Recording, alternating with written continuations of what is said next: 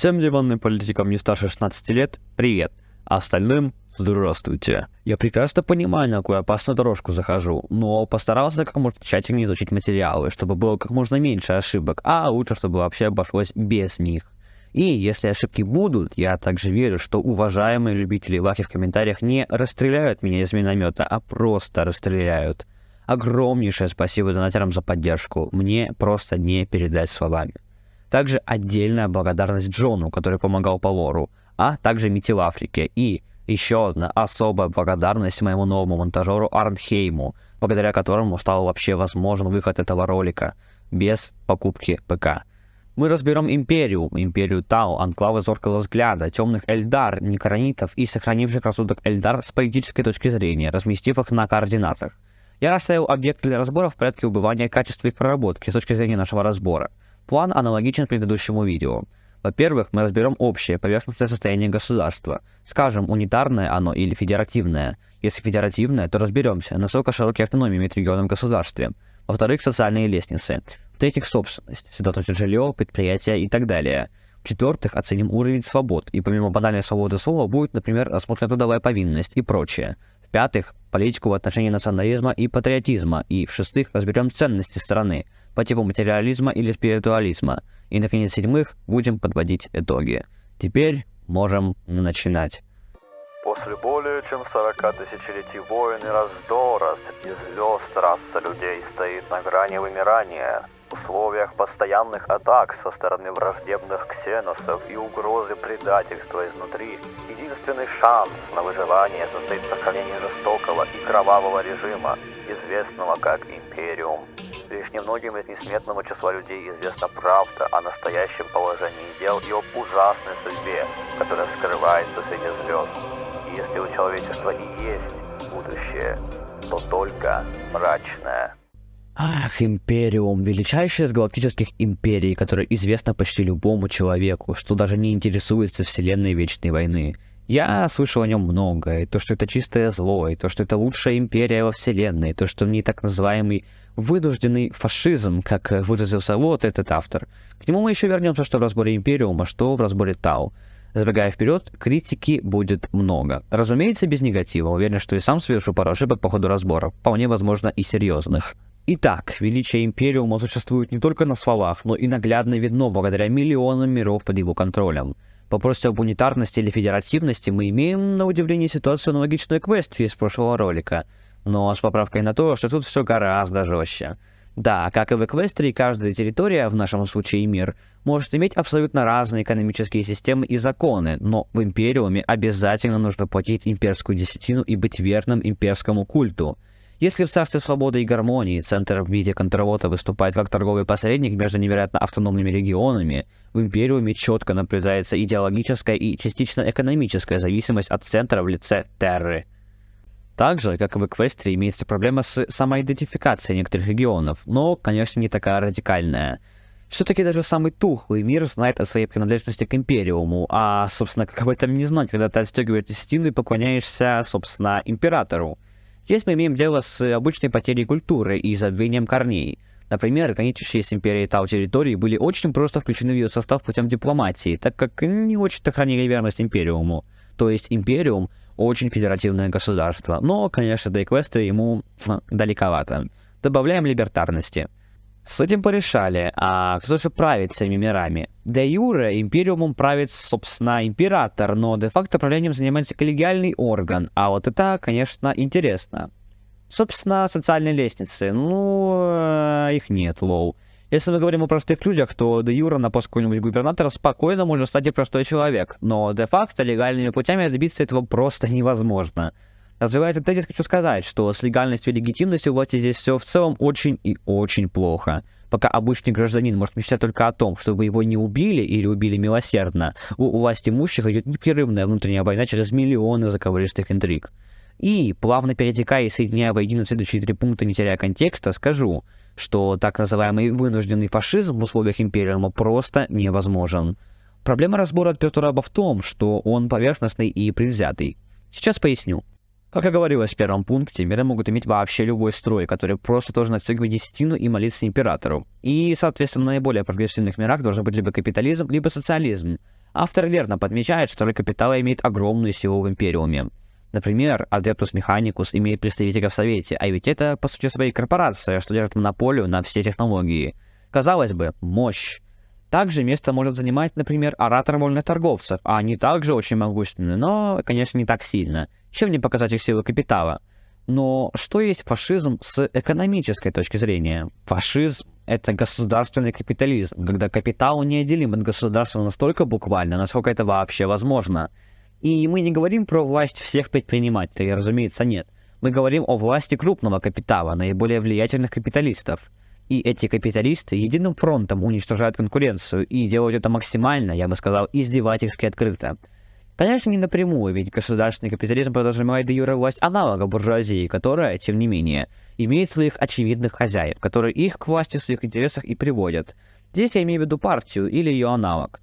Владельцы крупнейших банков Третьего Рейха и Италии, крупнейшие корпорации Японии, что их объединяет? А то, что они напрямую помогали возвести, а затем и поддерживали фашистские режимы в этих странах, что работали и держались на плаву исключительно благодаря их прямому влиянию. Беспощадные репрессии левых и даже умеренно правых, душение конкуренции в угоду монополии и идеологическое слияние классов внутри государства, то бишь солидаризм. Смотри, рабочий, мы ведь с тобой одной крови, и все одинаково работаем на благо нашей величайшей державы. А вот эти вот дикари и нелюди, у них другая, чужеродная культура, и они спят и видят, чтобы разрушить наш прекрасный дом. Этого ли ты хочешь? Рассматривая же Империум, мы получаем крайне неоднородную, карикатурно разваливающуюся на части страну. Разумеется, капитал имеет огромную силу, но он не управляет государством. Более того, говоря про реалии Империума, крупный капитал противоречит принципам, собственно, крупного капитала. Вместо образования единого круга влияния он грызется между собой, открыто борясь за власть в Совете. И я имею в виду именно внутреннюю грызню, ведь фашистам абсолютно ничего не мешает воевать друг с другом внешнеполитически, если интересы низких стран в делении капитала расходятся. За примером далеко ходить не надо. Третий Рейх и его война с Польшей. То есть Империум в этом плане дичайшая смесь феодализма и капитализма, где что феодализм, что капитал неустанно борются с самими собой. Я бы сказал, это Римская империя на максималках. Конечно, в полушутку, но тем не менее. Мне могут яростно возразить, сказав, что фашизм — это как раз-таки ксенофобия, милитаризм, подавление свобод, оппозиции, бла-бла-бла. Товарищи, которые все это перечисляют, вы обращаетесь к следствиям, а не причине, а в некоторых случаях и вовсе просто к настройке, которая может быть и вне базиса фашизма. Возвращаясь к автору ролика и его тезису о вынужденном фашизме, который он называет таковым из-за реальной угрозы ксеносов и псайкеров, хочу упомянуть знаменитых фашистов Тау, которые тоже ненавидят орков, тиранидов и прочую нечисть. Желание уничтожить всю эту мерзость не ксенофобия, а абсолютно справедливое и здравое рвение. К тому же в Империуме есть и не просто есть, а имеется множество санкционированных ксеносов. Ненависть к мутантам, зная историю становления человечества, более чем оправданна, как и болезненная подозрительность к псайкерам. Я бы назвал расовую политику Империума исключительно прагматичной, опирающейся на холодный расчет. Полезные ксеносы получают сотрудничество и защиту, опасные даже в теории беспощадно истребляются. Но, конечно, последнее происходит чаще, в силу предвзятости власти тех же вольных торговцев, которые вправе полностью на свое усмотрение реагировать на ксеносов. Хорошее настроение — сотрудничаем, плохое — вырезаем. Также отмечу, что совершенно нормально уважать даже тех ксеносов, которые признаны опасными и должны быть подвергнуты очищению. Например, после войны Империума с Империей Тау, многие капитаны космодесанта искренне прониклись уважением к новому грозному противнику и считали его даже достойным в нескольких смыслах, если так можно выразиться. В общем, подводя итоги и рассматривая ценности Империума, хочу сказать, что мы получаем максимально правое и авторитарное государство. Тем не менее, это не фашизм, хоть и находится на его координатах. Идеологически Империум базируется на фанатичном милитаризме, ксенофобии, фанатичном авторитаризме и фанатичном материализме. Спиритуализма и материализма в мире Ваки с нашей точки зрения существовать просто не может, так как все боги здесь абсолютно реальны, то бишь материальны. К слову, в прошлом ролике я добавил к квесту спиритуализм, но там я имел в виду духовное развитие в контексте вселенной МЛП, с ее ключемарками и тому подобным. И к чейнджлингам материализм, так как они смотрели на все через призму холодного расчета. В общем, ошибки здесь не вижу. Поясняя же материализм Империума, скажу, что многое здесь работает с элементами технократии, вплоть до того, что некоторые люди — это буквально шестеренки или батарейки. Хотя последнее, конечно, оправдано, так как и мы имеем дело с псайкерами. Разобрав нынешний Империум, хочу затронуть Империум при Императоре. Это, конечно, небо и земля, что называется. Начать стоит хотя бы с того, что Империум, вот это поворот, некогда был воинственно-атеистическим государством. И когда я говорю воинственно-атеистическим, я вспоминаю того чувака, который поклялся императору верности как к богу, за что тот взорвал его родину. Ну, чтобы не втыкал, что называется. Большевики взрывали церкви, император взрывал города. Одна идея, разные масштабы. Да и в целом, проще будет сказать, что нынешний Империум — тень, уродливая пародия на некогда воистину великое творение императора. Вместо просвещения и прогресса — атеизма, культ на государственном уровне и сожжение еретиков. Вместо самостоятельного человечества, что смело смотрит в будущее, культ личности и кровавый режим, рассматривающий каждого человека исключительно как материал. Вообще, в новом каноне Золотой Трон начал барахлить. Кто-то видит в этом признание того, что скоро человечество снова воспрянет, так как император наконец-то встанет, фига рэпер. Но мне видится совсем неутешительный прогноз. Так как в Троне есть древние технологии, которые из-за потерянных знаний починить тупо невозможно, все это является скорее признанием того, что император-то подыхает. Но будь что будет, хотя конец вселенной выглядел бы, конечно, очень по-ваховски. Собственно, с Империумом теперь точно все. Империя Тау, товарищи. Вера — действительно могучая сила, это так. У нас есть собственная вера. Не в кого-то из нашего рода, вознесшегося к божественности, а во всеобщее предназначение, которое невозможно отрицать. Империя Тау разрастается безумными темпами и технологически во всем превосходит Империум, за исключением арт-двигателей и, собственно, эзотерических технологий. Оно весьма-весьма даже федеративно, за что я добавлю либертарности. Поверхностный взгляд очень ярко выделяет ее на фоне остальных стран, и можно даже подумать, что это настоящий рай, или, как высказался уже знакомый нам автор, коммунизм. Действительно. Если смотреть именно что поверхностно, ну и забегая вперед через призму лживых тезисов, которые, такое ощущение, просто выдуманы, то в стране нет денег, нет классов, а касты существуют в естественной гармонии. В том числе каста эфирных, которая является правящей и стоит на одном уровне с остальными, и ее представители регулярно раскатывают ее остальных каст. Империя надеется на сотрудничество и уже имеет в составе несколько рас, включая людей, а их миры разительно отличаются от миров людей, представляя собой урбанистический футуристичный рай. Да и идеология у них не имеет религиозного подтекста, и тем более не является культом гниющего трупа на троне. Исходя из нее, каждый индивид имеет свое предназначение и может сыграть роль для достижения великой цели. Звучит классно, да? Так вот, лажа это все, как и этот вот ролик. Когда я только начинал свой путь по изучению Ваки, мне все казалось очень убедительным и прям карикатурно идеальным. Вот чисто страна гигачадов, прямая демократия, ксенофилия, технологии, имбовая идеология, но чем больше я изучал эту страну, тем больше росло мое разочарование и даже печаль от того, что меня, как и всех зрителей, по сути, обманули. Но давайте по порядку. Социальные лестницы, они есть и довольно хорошие, тут без базара, но с серьезными оговорками. Представитель каждой касты в своей сфере может добиться почета только благодаря заслугам, а заслуги это определяются только упорным трудом. Все касты работают слаженно, едино, для общего высшего блага. Каста Земли. Наименее талантливые представители это обычные, хоть и эффективные чернорабочие, а вот исключительным умам открыты все дороги, чтобы стать инженерами или учеными. Каста Воды. Ее представители либо государственные служащие и купцы, да-да, у Тау есть деньги, опровергая ложный тезис в ролике, либо дипломаты. Все опять же зависит от навыка. А касты огня и воздуха все это бережно остерегают от угроз. Кстати, весьма символично, что каста огня это основная боевая сила, а каста воздуха является ее поддержкой. То есть ветер раздувает пламя, ну вы поняли. В общем, за все это однозначно сильно добавляем левости. Так-так, кого же я пропустил? Ну конечно, эфирные деспоты. Да-да, никакого возвышения над остальными кастами, как нам сообщает автор. Начиная с истории появления эфирных и заканчивая мятежом зоркого взгляда, он же Фарсайт, абсолютно очевидно, что никакой власти народ в стране не имеет. Именно народ, потому как эфирный не только каста, но и полноценный правящий класс, что установил свою диктатуру. Когда касты еще враждовали друг с другом, буквально из ниоткуда явились вот эти вот кефирные, и все вдруг, вот так вот сразу, совершенно естественно и неподозрительно решили, что война-то говно, и надо бы жить в мире. А что вам не нравится?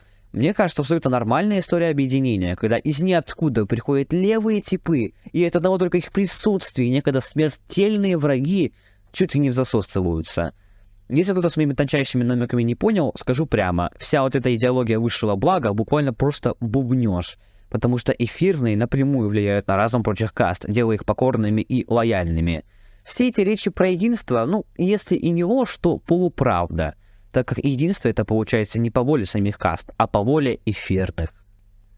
И, как показывает нам анклавы Фарсайта, благословив император на долгие века процветания, Тау более чем прекрасно живут и развиваются без влияния эфирных. Вот знаете, в контексте истории их появления, которая буквально нам ни о чем не говорит, а также миров Фарсайта, возникает мысль, будто эфирные это вообще не Тау, а какие-то, даже не знаю, представители другой расы, что просто похоже на Тау.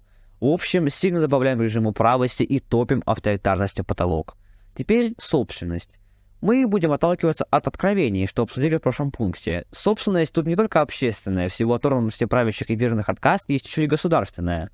Как таковой частной собственности тут быть не может.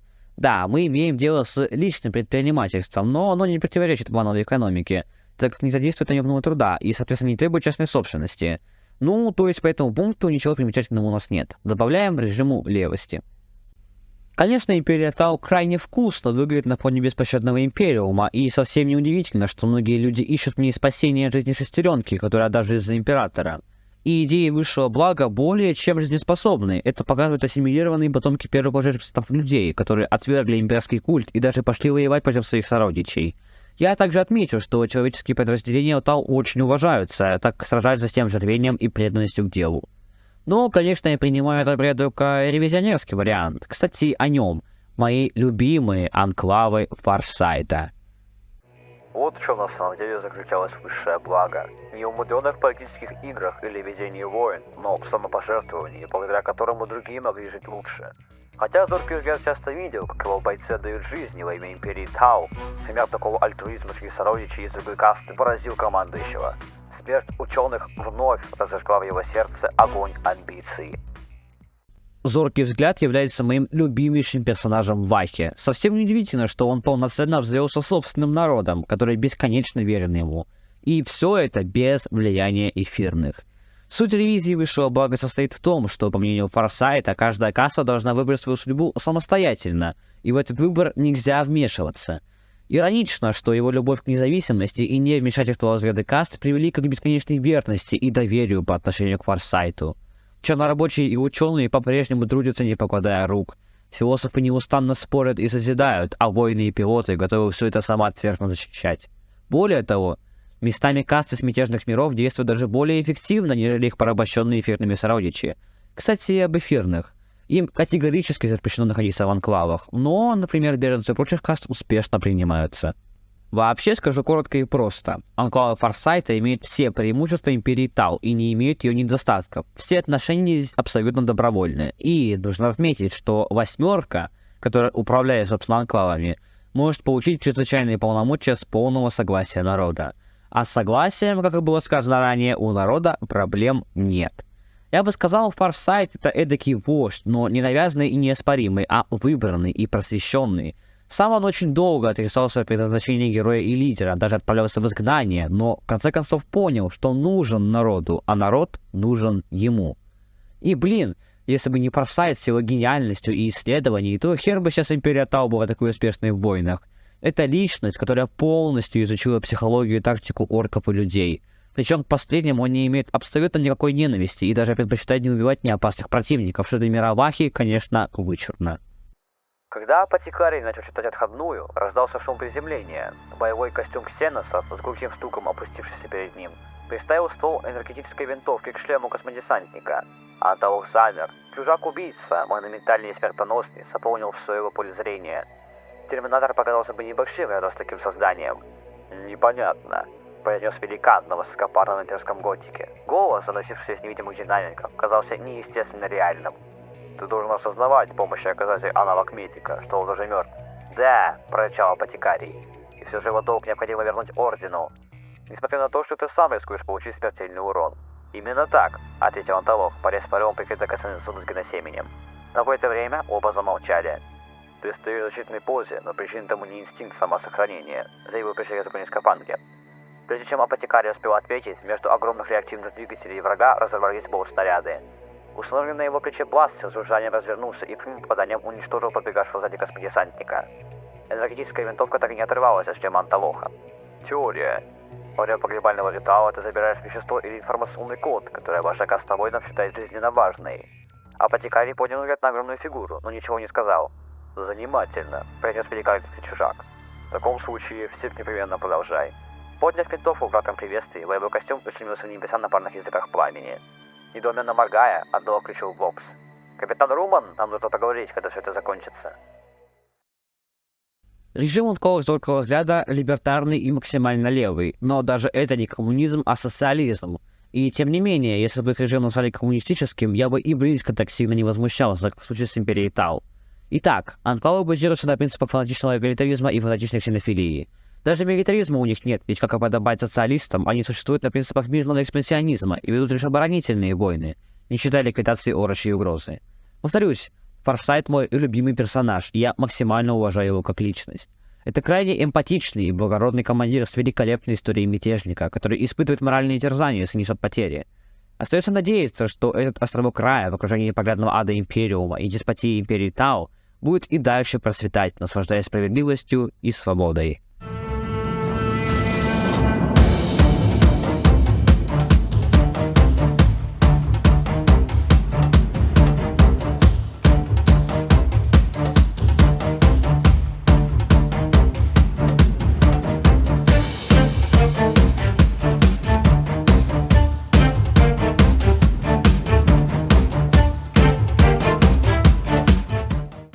Теперь переходим к темным Эльдар. Забегая вперед, скажу, что если бы Штирнер тоже до нашего времени, он бы восхитился местным устройством общества. Сразу разместим их на координатах, они максимально правые и либертарные. Я бы сказал, что по происходящим здесь ужасам даже Империум выглядит относительно неплохо. Все их общество выглядит как некий договор, то есть на Каморре мы имеем дело с, по сути, верхним и нижними мирами, которые действуют как инь и янь. На поверхности постоянно орудуют темные Эльдар, что непрерывно воюют между собой в состоянии местного аналога картелей — Кабал. Под землей же живут отвратительные даже для Эльдар некроманты гемункулы, которые не обременены кровавой междоусобицей, а культурно соревнуются в создании наиболее мерзких тварей.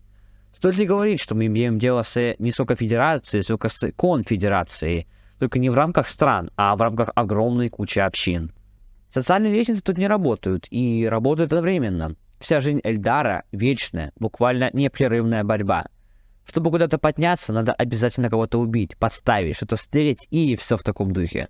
То есть вспоминаем борьбу элит в Империуме и просто транслируем то же самое, но утрированное и в рамках абсолютно всего населения. А убивают Эльдар друг друга ради влияния своего Кабала, или чтобы в этот самый Кабал попасть.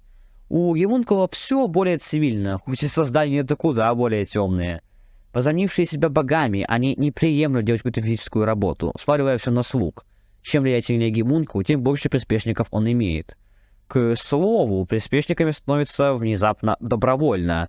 Буквально приходят скучающие Эльдары и просят, чтобы его раскромсали. Кстати, как и было сказано ранее, общество держится на договорах. Гемункул и Эльдар живут в симбиозе, так как первые обеспечивают быстрый рост популяции и лечение, а вторые платят за это болью и страданиями. Буквально. Собственность тут, покрошена между кабалами и объединениями гемункулов, и экономика базируется на смеси принципов картелей и объединений пиратов. То есть, включу душнилую, просто зачитаю определение. Картель – договорной союз независимых компаний, фирм, производящих однородную продукцию. Члены картеля, сохраняя свою экономическую и юридическую несамостоятельность, оговаривают цены и ограничивают рынок и территорию таким образом, чтобы обеспечить всем его участникам монопольно высокую прибыль. Согласно кодексу, пираты управляли своими кораблями демократически, деля добычу поровну и выбирая и смещая своих капитанов всекомандным голосованием. Перед вступлением кодекса в силу каждый член команды должен был его подписать. После этого правила вешают их на самое видное место. И из очевидного скажу, что, конечно, мы тут не в условиях пиратского судна, а потому Эльдар просто выбирает, в какой кабал пойти. Этот выбор зависит от их желаний. Например, кого-то интересует темная магия, а кто-то любит отрубать врагов хлыстом. Про свободу говорить нечего. Что касается национализма и патриотизма, то темные Эльдар презирают другие расы, видя в них буквально скот. Вспомним культурный обмен между темными и Тау, кто знает, то знает. Так же, как и было сказано ранее, общество держится на договорах. Так вот, враждующие кабалы сражаются плечом к плечу, когда атакуют миры низших рас. Как и Эльдар в целом сотрудничают с гемункулами. Вражда враждой, презрение презрением, но Каморру нужно кормить, а если только убиваться друг об друга, этого никак не сделать. Теперь к ценностям. Темный Эльдар базируется на фанатичной ксенофобии, фанатичном милитаризме и спиритуализме. За последнее нужно пояснить. В противовес технократичным элементам Империума темные Эльдар живут извращенным искусством и символизмом, а какие-нибудь гомункулы и вовсе открыто идентифицируют себя как художников, деятелей искусства, а также богов, коими, конечно, не являются. Подводя итоги, получаем страну по ужасности, сравнимую лишь с Империумом. Важно отметить, что темных Эльдар нельзя отделить от существующего строя, и наоборот. Они на биологическом уровне являются беспощадными хищниками и садистами, которые становятся сильнее и даже исцеляются от страданий. Потому такая мясорубка будет абсолютно всегда, как и рейдерские нападения на низших, по их мнению, расы. Местное общество — это образцовый анархоэгоизм, где абсолютно все работает по праву силы.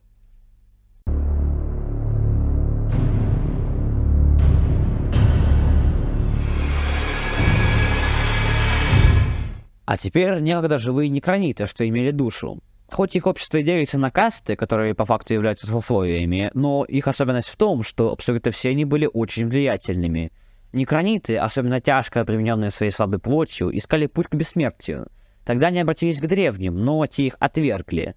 Своенравные некрониты были крайне завистливыми и гордыми, а потому объявили древним войну, которую в сухую проиграли, лоу. Тогда они продолжили искать пути к бессмертию уже через науку, пытаясь форсированно ее развивать. Но как-то особо разогнаться не успели, так как решили заключить сделку с Ктан. А что было дальше, совсем другая история. Что касается координат, то как-то более-менее точно высадить их не получилось, а потому, чтобы не тыкать пальцем в небо, просто оставил этот вопрос открытым. Некрониты базировались на принципе ксенофобии, ну и как-то все. Просто эдакие напыщенные пуристы с идеями вынужденного трансгуманизма.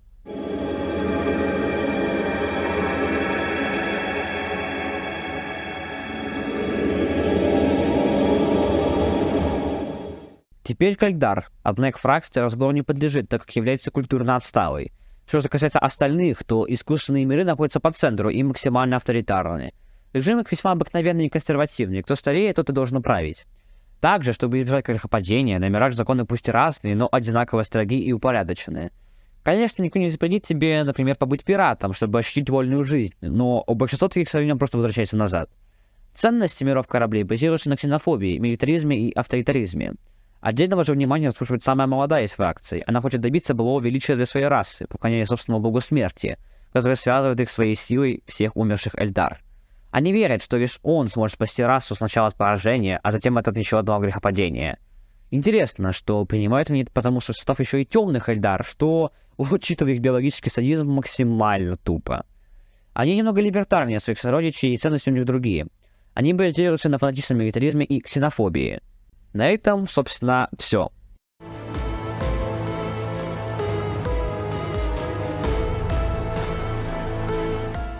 Большое спасибо за просмотр. Тенденция догнать и перегнать на моем канале уже превращается в закономерность. Пока что каждый новый разбор гордо забирает себе звание лучшего на канале. Хочу сказать, что изучение лора Вахи — это нечто абсолютно залипательное. Да, в сюжете много моментов Шрёдингера. Кто такие эфирные, кто такой император, кто такие гомункулы и т.д. и т.п. Но все это не выглядит как недосказанность всего общего величия местного лора. В общем, я надеюсь, что следующее видео получится еще круче. Но его тема пока остается открытой. Я хорошо подумаю. Будьте здоровы, товарищи.